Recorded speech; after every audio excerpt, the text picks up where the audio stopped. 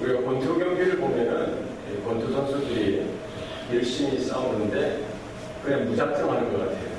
그냥 주먹이 날아가고 또 막 하면서 아무런 작전 없이 하는 것 같지만 그 권투 경기에도 전략이 있고 작전이 있다는 거예요.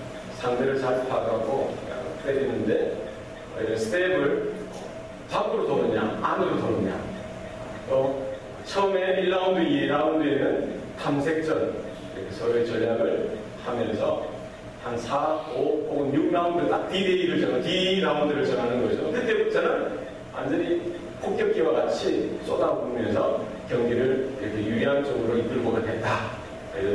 나름대로의 전략이 있고 작전이 있고 여러 가지 기술들을 동원해서 싸우는 것을 우리가 볼 수가 있습니다. 하나님과 지금 바로는 이런 싸움, 마치 권투 경기와 같이 싸움의 전쟁이 임하고 있는 것이죠.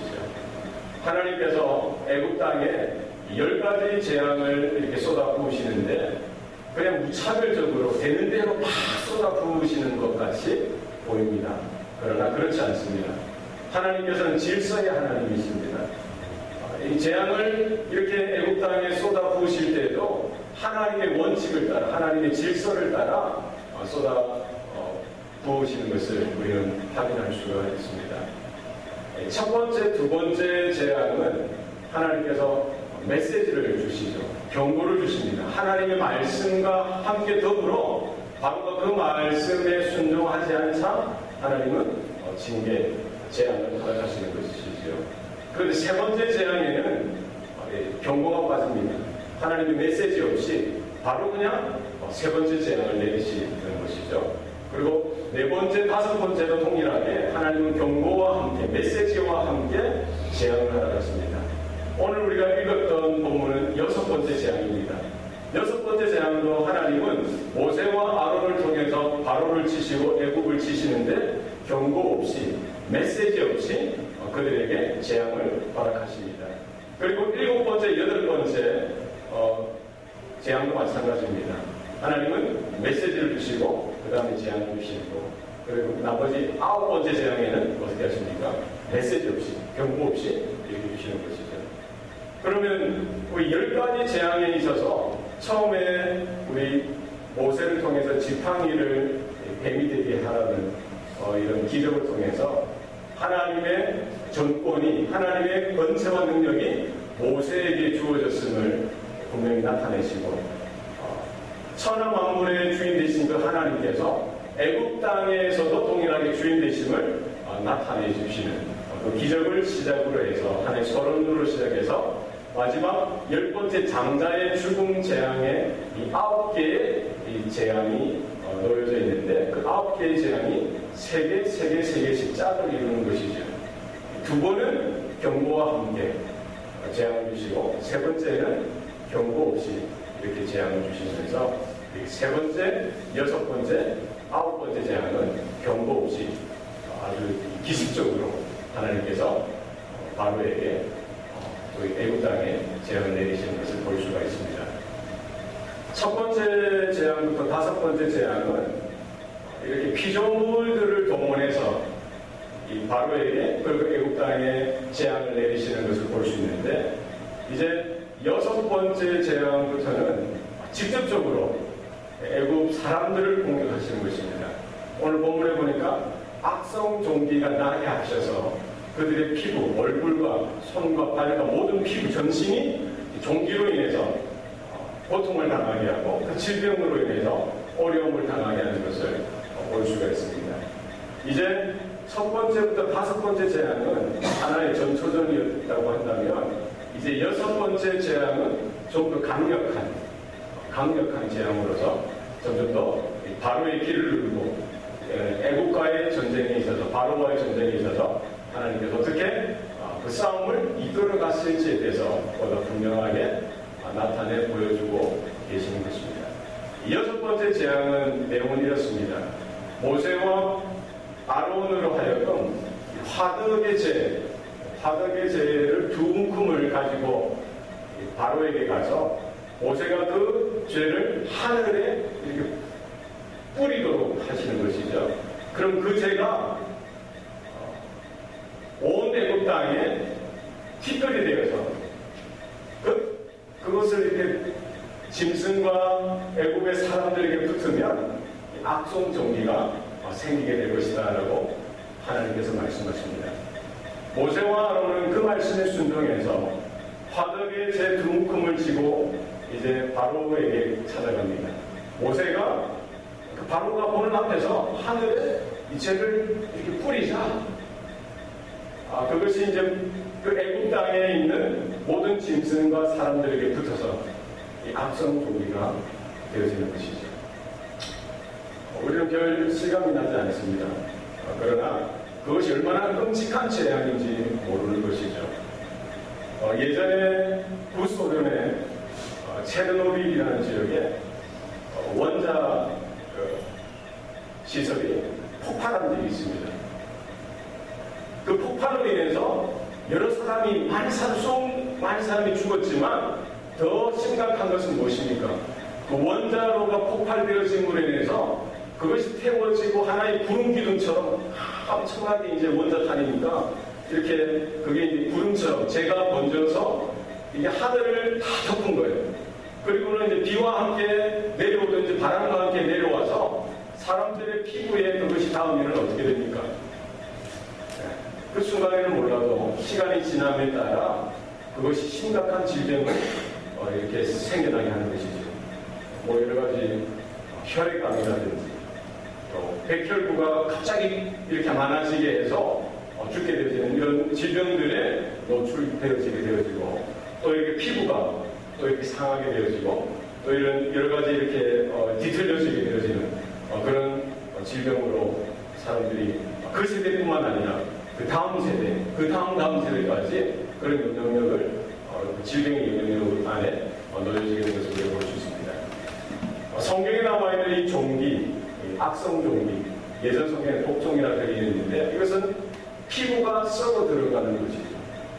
그래서 얼굴부터 해서 팔과 전신이 피부가 상해지고 마치 욥이 그 상처난 피부로 인해서 고통을 당하듯이 이 상처가 이 모든 온몸의 전신에 번져지게 되어져서 고통을 당하게 되어지는 그런 것인 것이죠. 하나님께서 이번에 이 여섯 번째 재앙부터는 여섯 번째 재앙에는 하늘을 저주하시는 하늘을 치시는 거예요.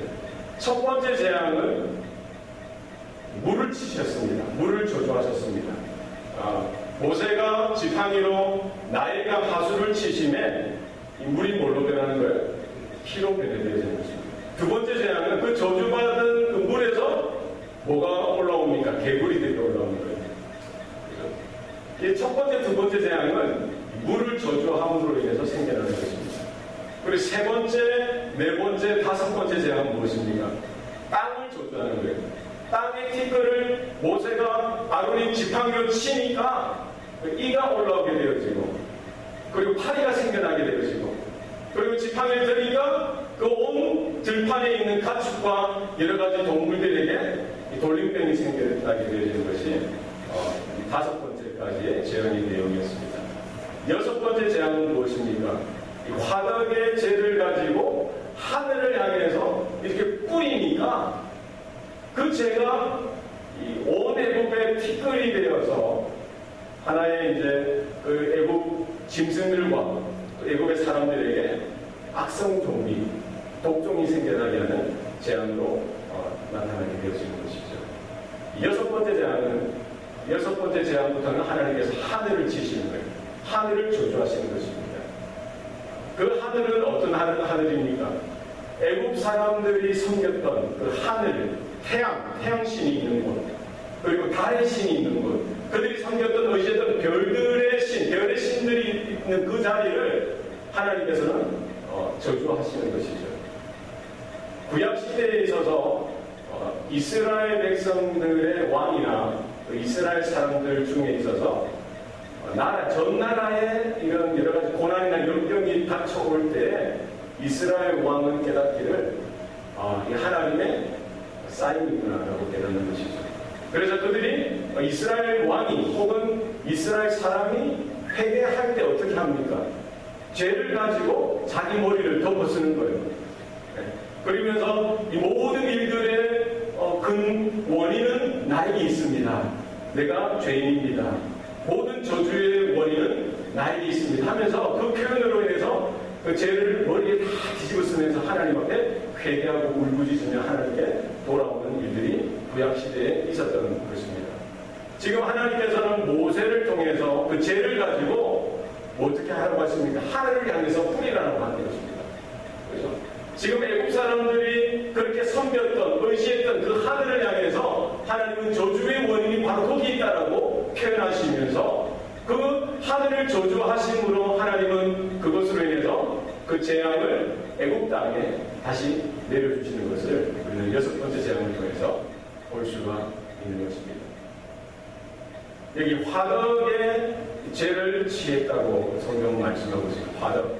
이 화덕은 어떤 화덕이냐? 예전 성경에 풀무라고 되어 있습니다. 풀무. 화덕에 이 죄를 취했다고 했는데 이거는 빵이나 뭐 과자를 굽는 자그마한 화덕을 이야기하고 있는 것이 아닙니다. 그 당시 애국 땅에는 신전이 있었어요. 타협의 신을 섬기는 신전에 그 신전에게 그 신에게 바치는 제물을 태우는 화덕이 있었어요. 그래서 여러 가지 동물들을 제물로 태우는데 때로는 사람을 제사로 제물로 드리는 거예요. 그 사람을 제물로 드리는데 외국 사람 특별히 어떤 누구를 잡았을까요? 430년 동안 종되었던 히브리 사람들을 거기에 희생제사로 드렸다라고 기록에 나와 있습니다. 그래서 그 죄가 그 애국 땅 온 하늘에 퍼져서 내려올 때에 그 죄로 인해서 악이 떠나간다는 그런 것들을 애국 사람들은 믿었던 것이죠. 뿐만 아니라 그 화덕은 어떤 화덕이냐? 애국 사람들이 그 많은 건물들을 지을 때, 벽돌을 부을 때 사용했던 크나큰 화덕이라는 것입니다. 그것은 무엇입니까? 애국의 번영과 번성을 상징하는 동시에 히브리 사람의 입장에 있어서는 애국 이스라엘 백성들에게 있어서는 그 무엇이죠? 그들이 착취당하고 고통당하고 억압당하는 상징이었던 것입니다. 그들의 피를 흘려야만 했고 눈물을 쏟아야만 했고 430년 동안 노예로서 억울하게 그 힘든 생활을 해야만 했던 그것이 바로 화덕이었던 것이죠. 거기에서 죄를 취해서 지금 모세로 하여금 하늘에 대고 뿌리라라고 하나님께서 명령하고 계십니다. 이것은 무엇입니까? 그렇게 430년 동안 억울한 상황 가운데 힘들고 착취당하고 힘들어하던 고난당하던 그 이스라엘의 고통을 하나님께서는 잊지 않으신다는 것입니다. 마치 죄가 되어서 사라지는 것 같지만 하나님께서는 오히려 그 화덕에 있는 죄를 가지고 하늘에 뿌리게 하심으로 오히려 그것으로 인하여 그 죄로 인하여 애국 땅이 여섯 번째 재앙이 되어 돌아가게 하셨다는 사실입니다. 하나님께서는 하나님 백성을 지키시고 찾으시는데 그들의 눈물과 그들의 아픔을 그런전에 기억하시고 지키시고 인도하시는 분이신 줄 믿습니다. 그 종기가 이 악성 종기가 애국 사람들의 몸에 나는데 몸에만 났겠습니까? 팔에도 났겠죠. 팔에만 났겠습니까? 어디 났겠어요? 얼굴에도 났겠지요. 우리 예수 여러분 보면 다 말끔하고 깨끗하고 얼마나 예쁘고 멋집니까? 그러나 여기 종기라도 하나 나면 얼마나 보기가 흉한지 모릅니다. 그런데 한 군데만 났겠습니까? 여기도 나고 저기도 나고 온갖 이게 얼굴을 알아볼 수가 있었을까 싶습니다. 얼마나 흉측한 모습이 되었겠습니까? 사실 이 사람은 하나님의 형상을 따라 지음받은 존재입니다. 우리는 하나님의 형상, 애국 사람들도 마찬가지로 하나님의 형상을 가지고 통해서 창조되어졌습니다. 그러나 이 하나님의 형상 무엇을 말합니까? 우리의 성품을 이야기하죠. 뿐만 아니라 우리 육신의 모습도 하나님의 형상이 깃들어져 있다는 것입니다. 이번 여섯 번째 재앙을 통해서 애국 사람들이 자기들의 모습들을 바라볼 때에 어그러진 흉측하게 이렇게 상해져 있는 자신들의 모습을 통해서 무엇을 바라봐야만 되었습니까? 자기 내면의 모습이 그와 같다는 것이죠. 그의 심령이, 그의 마음이 그렇게 흉측하게 왜곡되어지고 상해져서 하나님의 말씀으로 받아들이지 않는 그 완악한 가운데 있다는 것을 직시하고 바라보고 회개할 수 있는 기회로 삼아야 했던 것입니다. 그러나 그들은 그러지 못했던 것이죠. 이 종기가 지금 오늘 성경에 보니까 요술사들로부터 모든 애굽 사람에게까지 이 종기가, 악성 종기가 생겼다라고 성경은 말씀하고 있습니다. 지금 이 요술사, 이 성경 보면 술객이라고 되어 있죠. 예전 성경 술객, 요술사들이 그들도 이 종기가 사방에 나니까 그것으로 인해서 지금 모세 앞에 나가서 항변을 하지 못하고 따지지 못하고 대적하지 못하는 그런 상황 가운데 놓이게 되었던 것이죠. 지금까지는 이 술객들이, 요술사들이 지팡이가 뱀이 되게 하는 그 일에도 앞장서서 했고, 또 하수가 물이 피로 변하는 것도 자기들이 흉내내고 어떻게든 하나님을 대적하는 데 앞장서 왔는데, 이번 6번째 재앙에는 어떻게 합니까? 도저히 모세 앞에 나아가지 못하는 거예요. 왜 그렇습니까? 이제 자기 몸이 아픈 거예요. 자기 몸이 상하는 것입니다. 이제 그런 모습으로 모세를 향해서 나아갈 수가 없었던 것이죠. 사실 그 당시에 요술사, 술객들의 하는 일들은 무엇이었냐면 이렇게 예언하는 일들이었죠. 미래에 되어질 일들을 예언하는 일들. 그리고 두 번째는 얼사의 역할을 했던 것이에요. 주술과 마술을 통해서 아픈 사람들을 고쳐주는 이런 일들도 했었던 것입니다. 그런데 지금 자기 몸이 성치 못하는 거예요. 자기도 똑같이 하나님의 재앙으로 인해서 온 얼굴과 전신에 종기가 나게 되어지니까 어떻게 앞에 나갈 수 없는 것이죠. 미천이 드러난 것입니다. 자기 실력이 드러난 것이에요.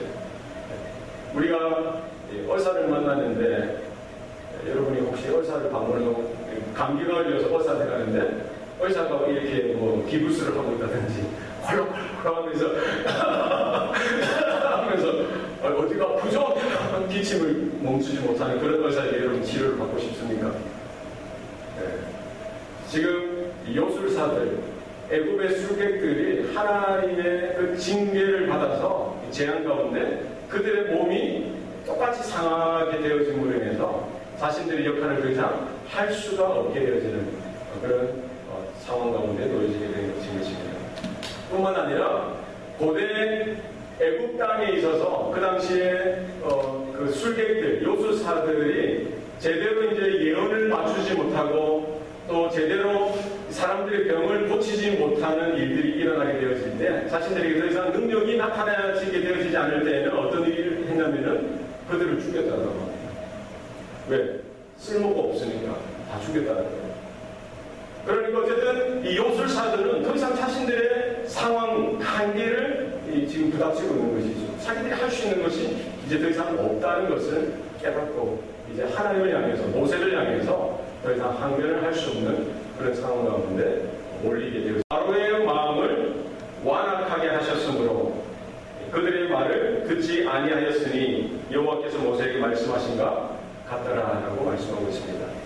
지금 바로가 이 정도 되면은 한 번, 두 번도 아니고 계속적인 하나님의 이 기적과도 같은 재앙을 이렇게 경험하고 겪게 되어지고 고통당하게 되어지면은 마음에 좀 생각하고 돌이켰었어야 되는데, 돌이킬 수 있었을 텐데 바로는 그러지 못했다는 것입니다.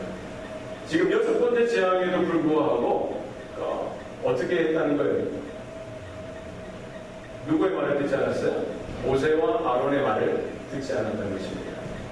그 이유가 무엇입니까? 오늘 본문에 보니까 하나님께서 바로의 마음을 완악해 하셨으므로, 우리가 하나님의 말씀을 듣고 우리가 깨닫고 회개하는 것, 내가 하는 것 같지만 내가 하는 것이 아니라 하나님의 은혜가 있어야만 가능한 줄로 믿습니다. 우리가 듣고 깨닫는 것, 듣고 깨닫고 믿게 되어지는 것, 또 듣고 깨닫고 내가 회개하고 하나님께로 돌아갈 수 있는 것, 내가 하는 것 같지만 그렇지가 않습니다. 바로에게는 그와 같은 은혜가 없었을 뿐이고, 이스라엘 백성들에게는 하나님이 그와 같은 은혜를 허락하셨다는 그 차이입니다. 이스라엘 민족이 뭐 대단한 민족입니까? 대단한 사람입니까? 그렇지 않습니다. 10가지의 재앙, 하나님의 기적들을 경험하고 홍해가 갈라지는 기적도 경험하고 하나님의 살아계심을 경험했던 그 민족이 무엇을 합니까? 목이 마르다고 불평하고 불만하고 고기가 먹고 싶다고 원망하고 덥다고 원망하고 힘들다고 하나님을 대적하고 모세를 대적했던 이스라엘 백성입니다. 무슨 차이입니까? 바로와 이스라엘 백성의 차이는 무엇입니까? 하나님이 은혜를 주신 사람, 하나님이 은혜를 거둔 사람, 그 차이인 것입니다.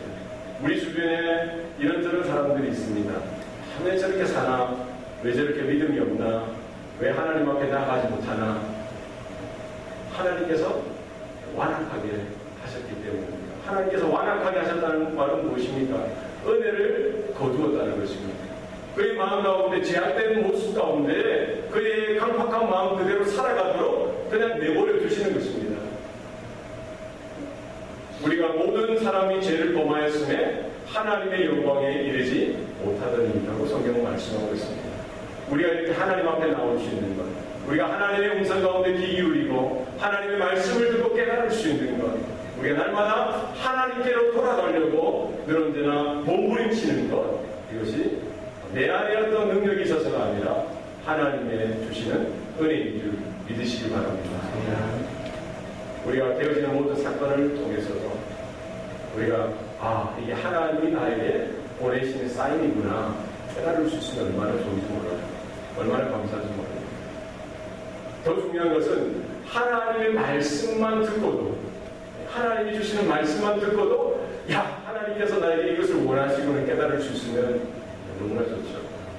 그것이 안 되면 하나님 뭘 주십니까? 사람을 통해서, 인간관계를 통해서 어려움을 허락하실 때도 있고, 환경을 통해서, 우리가 살아가는, 우리가 하는 모든 일들을 통해서 이런 사인을 주실 때가 있어요. 그러면 그것이 나를 향한 하나님의 말씀으로, 나를 향한 하나님의 음성으로 들을 수가 있어야 되는데, 나의 마음이 강팍해지고 나의 마음이 완악해지고 은혜가 사라지고 떠나가게 되어지면은 그 말씀도 안 들리고 그 사인도, 하나님의 그 사인도 우리가 깨달을 수가 없는 것입니다. 여러분, 날마다 하나님의 음성 가운데 귀가 활짝 열려질 수 있길 바랍니다. 우리의 눈이 활짝 열려져서 우리가 주님 앞에 서는 날까지 우리의 의지나 우리의 노력으로 살아가는 것이 아니라 하나님이 주시는 지혜와 허락하신 믿음으로, 은혜로 우리 하나님 앞에 더 가까이 나아가는 저와 여러분 될 수 있기를 바랍니다. 기도하시겠습니다. 살아계신 아버지 하나님, 하나님은 살아계신 하나님이요 창조주 하나님이시고 구원자 하나님이신 것을 이 출애굽기서를 통해서 우리가 다시금 확인하고 발견할 수 있도록 도와주신 것 감사합니다. 하나님께서 하나님의 백성의 고통을 외면하지 아니하시고 그들의 부르짖음에 귀 기울이시고 하나님의 때에 하나님의 방법으로 하나님의 원하시는 그 질서를 따라서 하나님께서 그들을 구원하시고 이끄시는 하나님이신 것을 우리가 바라봅니다. 하나님, 우리의 모든 상황 가운데 낙심하지 않게 하시고 마음이, 우리 믿음이 하나님 위축되어지지 않게 하여 주시고 정말 우리 모든 상황을 다스리시고 주관하시고 말씀하시는 하나님, 우리의 모든 사건을 통해서 하나님의 살아계심을 보여주시는 그 하나님을 향하여 우리가 눈을 열 수 있도록 도와주시옵소서. 바로는 마음이 완악하게 되어지고 마음이 강팍하게 되어져서 하나님의 은혜 가운데 서지 못했던 그런 모습을 우리가 봅니다. 하나님, 우리가 서 있는 이 자리에서 우리의 마음 가운데, 우리의 생각 가운데, 우리의 신념 가운데 날마다 우리의 굳은 마음이 하나님의 말씀으로 인하여 기경되어지게 하여 주시고 하나님 잘 갈린 밭처럼 하나님의 말씀의 씨앗이 심겨질 때에 하나님 귀한 열매가 나타나는 옥토와 같은 마음의 밭이 되어 주시도록 하나님 주장하여 주시옵소서. 하나님의 절대적인 믿음, 은혜 가운데 설 수 있도록 도와주시고 하나님이 말씀하시고 하나님이 행하실 때에 하나님의 손길을 바라보고 인정하고 순종하고 우리 하나님을 쫓아서 나아갈 수 있도록 하나님 은혜를 베풀어 주시옵소서. 애굽 땅을 통해서 하나님 되심을 드러내고 하나님의 주권을 나타내셨듯이 오늘 우리들이 살아가는 모든 삶을 현장 가운데서도 하나님의 하나님 되심이 나타나게 하시고 하나님의 놀라운 역사가 나타날 때에 우리 그 하나님을 향하여 우리가 눈을 돌릴 수 있도록 하나님 도와 주시옵소서. 우리 자녀들, 우리 가정, 또 우리의 직장과 봉사, 우리 모든 교회의 사역 가운데에도 하나님께서 주인이 되어주시사 이런 모든 일들이 하나님의 원하시고 기뻐하시는 뜻을 쫓아서 모든 일들이 되어질 수 있도록 하나님 역사하여 주시옵소서. 모든 것 감사드리고 예수님 이름으로 기도합니다. 아멘.